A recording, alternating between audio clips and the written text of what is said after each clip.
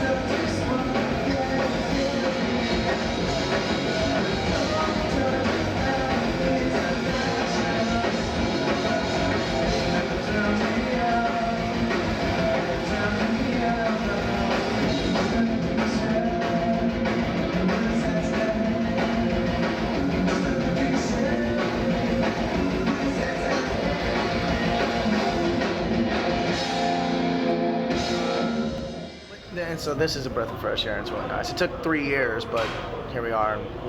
The record comes out July 9th, and so during those 3 years, you've done. Guar. I played in Guar. You've done a surf band. Mag 7. Yeah. Instrumental kind of band. Zach did that with us for a while. Played some shows. So we just kind of stayed busy. Was Guar a blast? Guar was fun. Guar was different, and for everybody I tell, they're like, well, you're not big enough to be in Guar, whatever.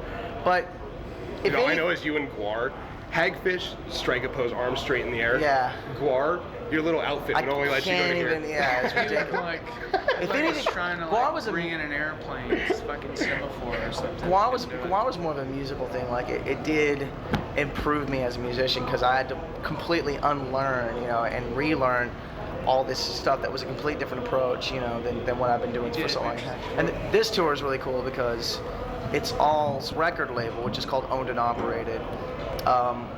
This is a showcase tour for that label, which labels don't really do that so much. Sub Pop used to do it back in the day. Fat Records have done it, and Epitaph have done it. And this is kind of a smaller scale of, I guess, what those labels would have done. But some really great bands. A band called Wretch Like Me, a band called Someday I, us, all are headlining, of course.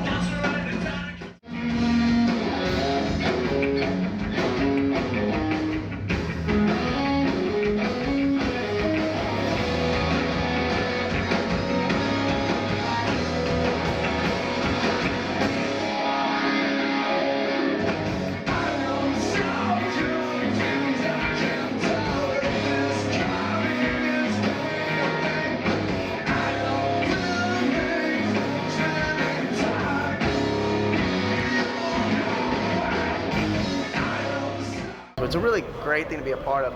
The coolest thing is what Bill really tried to do with Owned and Operated is, he was on SST with Descendants and Black Flag, and SST, no two bands sound the same, and that's really what he's trying to establish with Owned and Operated. In the day and era of such genre labels, which will remain nameless, where every band pretty much sounds like every other band on the fucking label, Bill is really trying to accomplish something great. If you're a Hagfish fan, you're gonna like this record. The way I explain it best is if Hagfish would have stuck together, it's probably about the 5th record we would have made through maturing and things like that. But as far as the live show, I don't do it as blatant and brashly as I used to, but I still kind of get the crowd going and kind of do my stuff like that. Yeah, I'm pretty much anchored to a microphone, so it's kind of weird. I don't get to move around as much. It's me and this guy right now. I don't care, I'll go all goddamn night. Will you? Me and you, right?